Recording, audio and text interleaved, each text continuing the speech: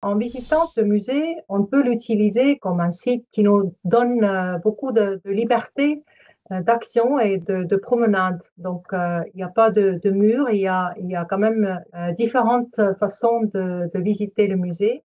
On peut faire de recherches par catégorie, par des pays, par des régions et constituer aussi des expositions pour nous-mêmes, donc selon nos intérêts et préférences. L'espace a été pensé par Francis Carey comme un baobab, donc c'est un arbre qu'on trouve en Afrique et qui a une grande valeur culturelle et spirituelle. Donc c'est un lieu de rencontre, de rassemblement, mais qui montre aussi que les œuvres d'art sont comme des racines pour les communautés.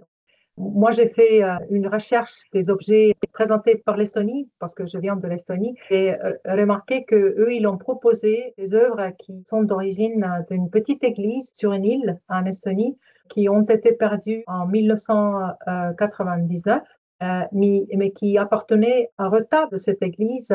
Donc, il y a quelques figurines qui racontent une histoire de notre pays, mais aussi au niveau international, parce que les artisans de ces figurines étaient d'origine de Lübeck. L'Estonie a fait partie de la Ligue hanséatique, et donc ça montre aussi les relations économiques qui ont pu avoir lieu.